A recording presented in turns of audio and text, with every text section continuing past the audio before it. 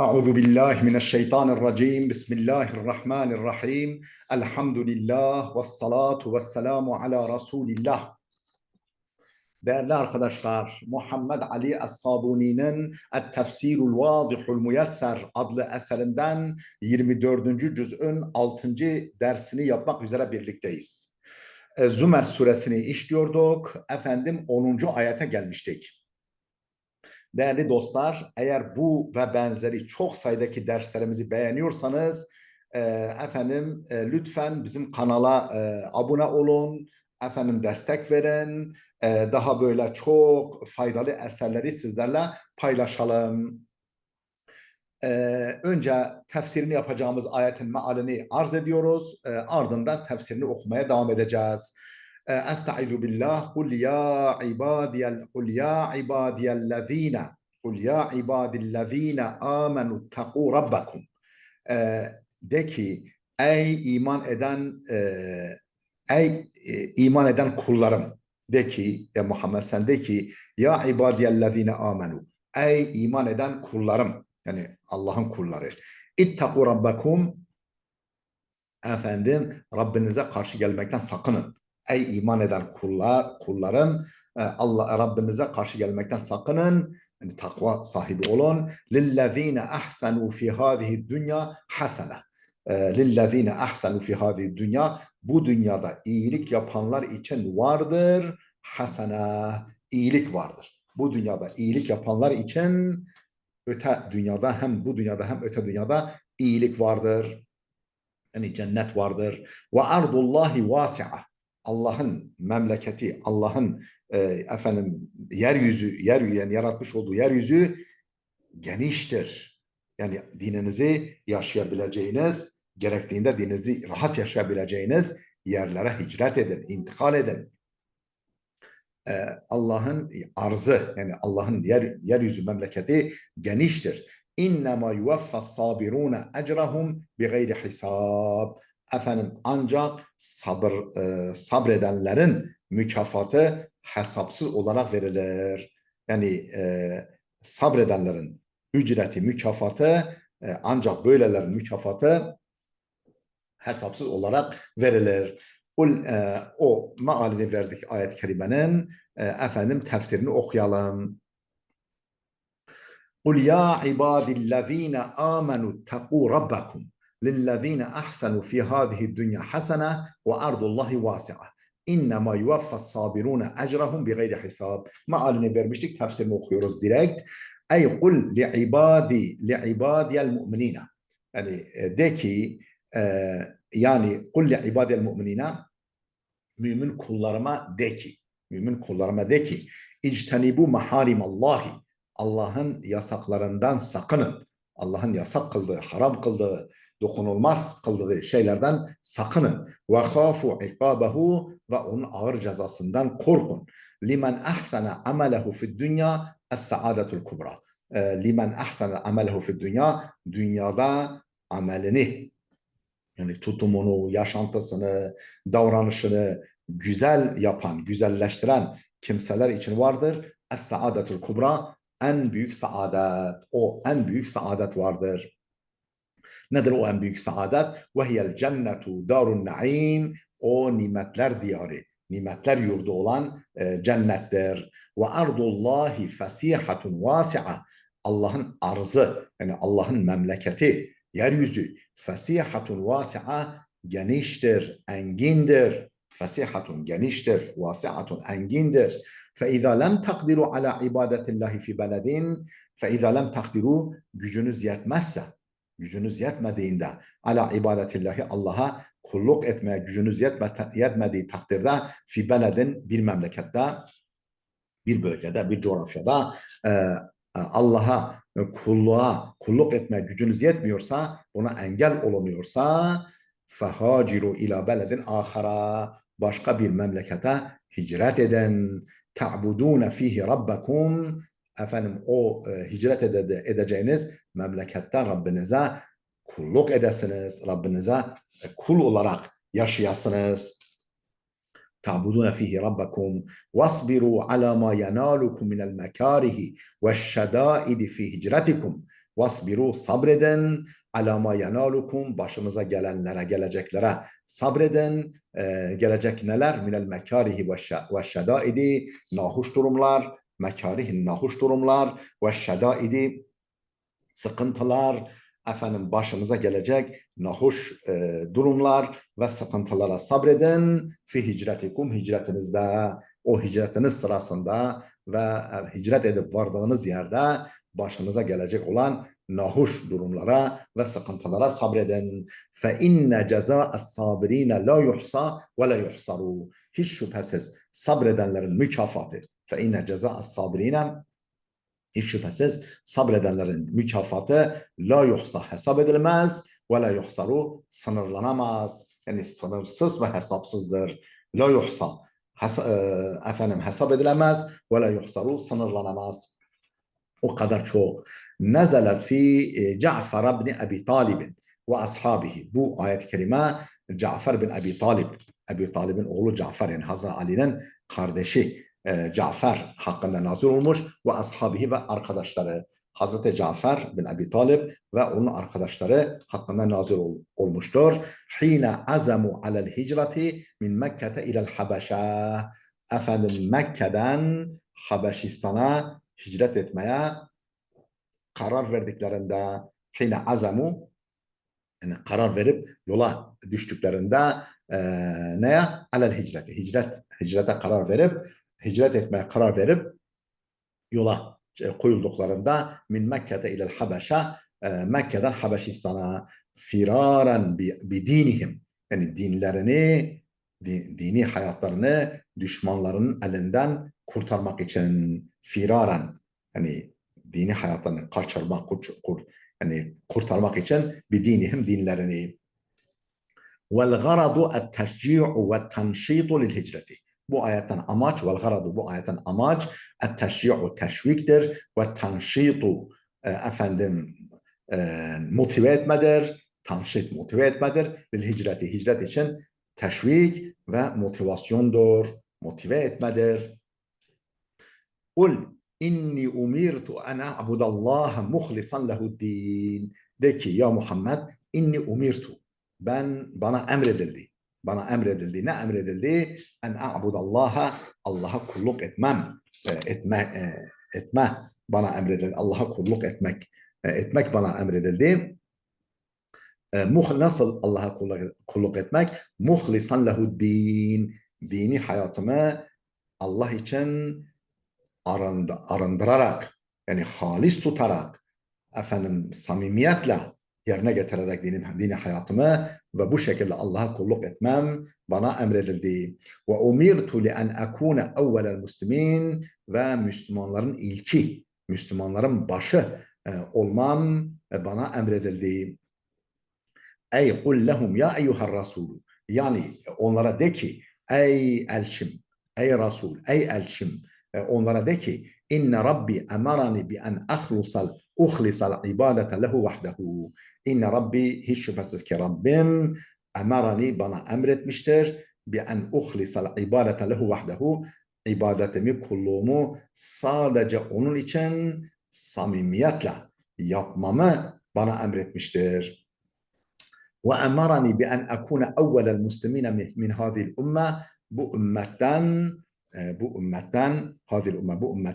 Müslümanların ilki, Müslümanların başı olmamı Rabbim bana emretmiştir. Ve kezalike kana ve böyle de oldu ve hakikaten böyle de oldu.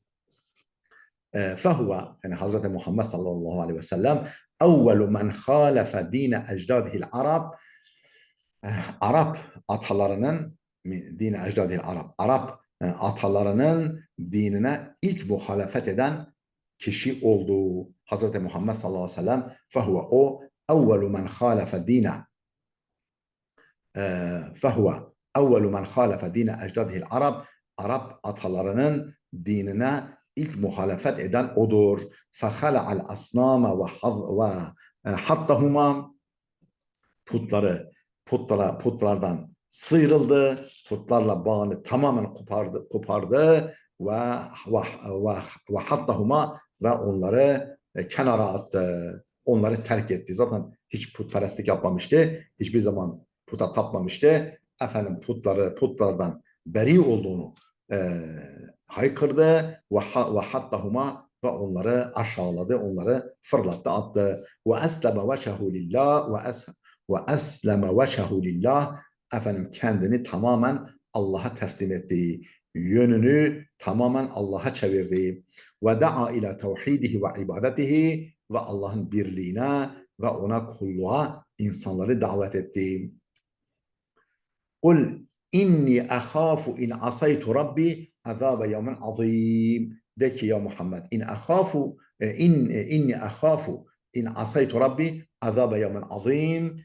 Rabbime karşı gelecek olursam, in asaytu rabbi, Rabbime faraza, Rabbime asi olursam, karşı gelecek olursam korkarım. Azabe yevmin azim, büyük bir, azim bir günün, dehşetli bir günün azabından korkarım. Şayet faraza Rabbime isyan edersem, Rabbime karşı gelmekten gelirsem.